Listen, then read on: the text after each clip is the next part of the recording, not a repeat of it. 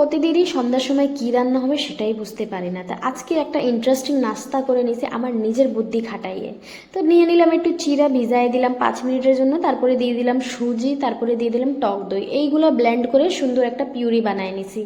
বানাইয়ে তার জন্য একটু ভেজি রেডি করে নিছি। ভেজিতে আছে আমার পেঁয়াজ, মরিচ, টমেটো। আমার কাছে বেশি ভেজিটেবল ছিল না, তো একটু জিরা দিয়ে তারপরে এইগুলাকে আমি সঁটে করে নিয়েছি হালকা পাতলা।